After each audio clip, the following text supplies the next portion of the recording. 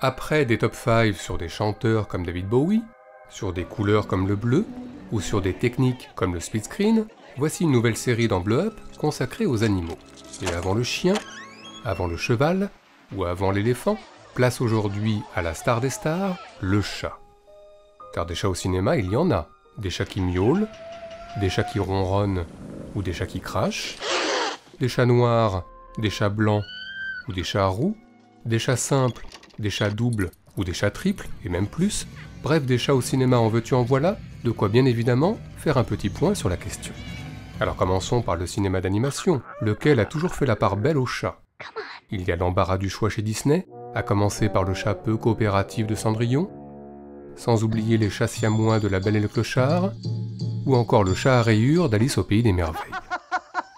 Sinon, du côté des studios Ghibli, chez Hiroyuki Morita, les chats ont leur royaume, et donc leur roi, et chez Hayao Miyazaki, les chats se transforment en bus.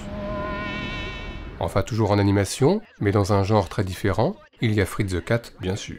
Okay, ready everyone, here we go. Mais encore. Eh bien, de nombreux clichés sont associés au chat. What's your name again? Déjà, on ne cesse de le perdre. Par exemple, Oscar Isaac dans Inside Llewyn Davis. Mais aussi Daniel Craig dans Millennium. Ou encore Garance Clavel dans Chacun cherche son chat. J'ai perdu votre chat. Ah bon? Et ces chats, on doit souvent aller les chercher dans les arbres, avec succès dans Superman, et avec un peu moins de succès dans Lady Killers. À part ça, un autre cliché qui colle à la peau du chat, son côté un peu fourbe, qui le place souvent dans les bras d'un méchant, surtout chez James Bond, dans Jamais plus jamais, dans Bon baiser de Russie, ou dans On ne vit que deux fois. C'est que le chat n'est pas toujours très sympathique, en tous les cas dans La tombe de l'IGA de Roger Corman, ou encore dans L'homme qui rétrécit de Jack Arnold. Mais quoi d'autre? Eh bien, le chat au cinéma est souvent doté de pouvoirs. Déjà parfois, il parle, comme dans Le chat du rabbin. Mon Dieu, être heureux. Et d'autres fois, il écoute, comme dans Camille Redouble. Alors toi et moi, on va faire comme on a fait ces derniers mois. Sinon, le chat est souvent doté d'un sixième sens qui lui permet, comme dans La féline de Tourneur, de pressentir le danger. Et dans le même ordre d'idées, le chat est plutôt bon pour annoncer les bugs informatiques, en tous les cas dans Matrix. Et puis bien sûr, le chat porte la poisse, en tous les cas chez Tex Avery. Enfin, le chat est parfois doté de pouvoirs plus fantastiques encore. Dans L'adorable voisine, il aide la sorcière Kim Novak à envoûter James Stewart. Et puis il y a l'impayable chat qui venait de l'espace et son saillant collier lumineux.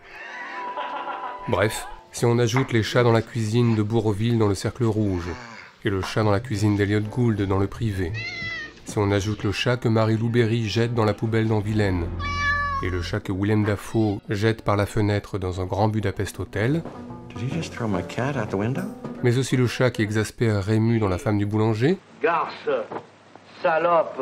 et les chats qui calment Julie Durand dans Du poil sous les roses, Bon, Roudoudou, t'arrêtes avec ces chats, puis tu laisses ton petit nez tranquille, s'il te plaît. sans oublier le chat sur les genoux de Marlon Brando dans Le Parrain, et le chat sur les genoux de Godard dans One Parallel Movie, et puis le chat dans le lit de Gabin dans Le Chat, et les chats dans le lit de Michel Simon dans La Talente, Où c'est que tu t'étais caché pour les faits? et enfin le chat sur lequel trône Jean Marais dans Peau d'âne, Diable. presque tout Agnès Varda, et presque tout Chris Marker. Ils ont une coquetterie naturelle, non, comme ça? On peut dire que le chat est au cinéma partout, y compris comme spectateur du combat entre Bruce Lee et Chuck Norris dans La Fureur du Dragon, ce qui nous a donné des envies de classement. C'est donc parti pour notre traditionnel top 5 subjectif, celui de nos meilleures scènes liées de près ou de loin au chat au cinéma. Notre numéro 5, le chat ouvre de nombreux films, jouant ainsi le rôle du guide malicieux nous entraînant dans la fiction à venir. Il y a La rue chaude d'Edouard Dmytryk et son générique conçu par Saul Bass. Il y a également en plan large le chat au début de Fenêtre sur cour d'Hitchcock. Et puis il y a Vincent, le tout premier court-métrage de Tim Burton.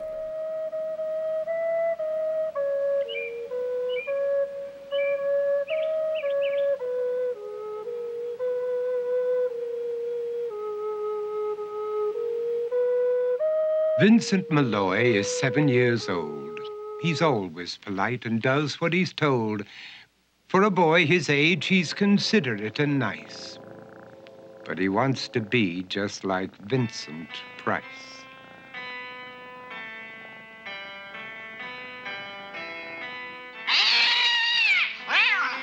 Notre numéro 4, La Nuit américaine de François Truffaut, bien sûr. En 1964, dans La peau douce, Truffaut filmait cette scène en noir et blanc, une scène dont il propose, 10 ans plus tard dans La Nuit américaine, une sorte de making-of avec la complicité de Bernard Ménez en régisseur.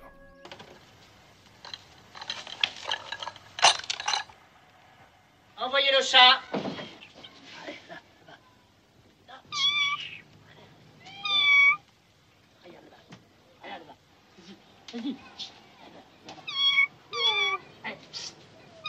Non, c'est foutu, c'est de votre faute, Yorick, avec votre perche à la con, vous lui faites peur à ce chat. On n'a pas besoin du son pour ce plan, on fera un son seul. Oui, c'est ça, on ira le faire une latte.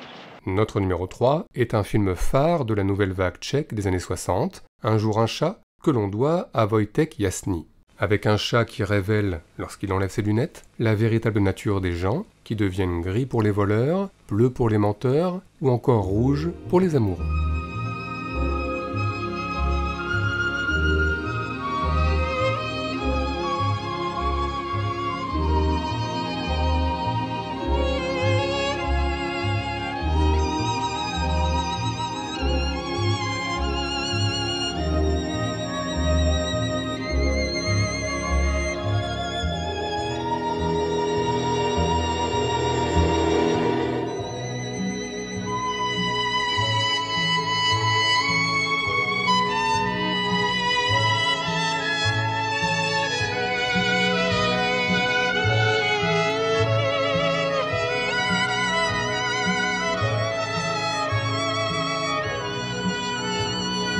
Notre numéro 2, une autre histoire de chat, de couleurs et de musique, avec un grand classique, Les Aristochats et sa fameuse séquence jazzy, dont voici, parce qu'on est comme ça, un extrait tout en longueur. Oh boy, fellas, let's rock the joint. Groove it, cats.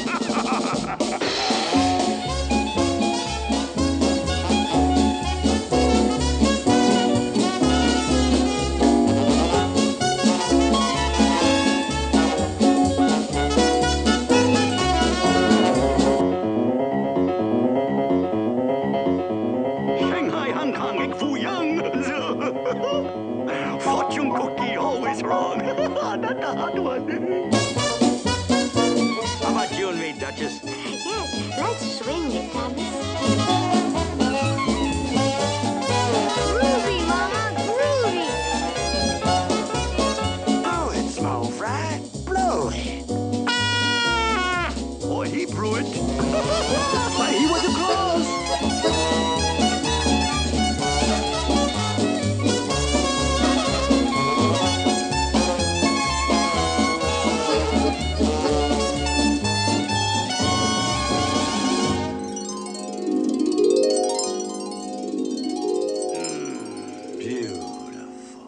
Enfin notre numéro 1, difficile de passer après Les Aristochats, alors convoquons le classique des classiques, avec Diamant sur canapé de Blake Edwards. Audrey Hepburn à la recherche de son chat sous la pluie et sous les yeux de George Peppard, le tout rythmé par le Moon River d'Henri Mancini, bienvenue dans un monde parfait.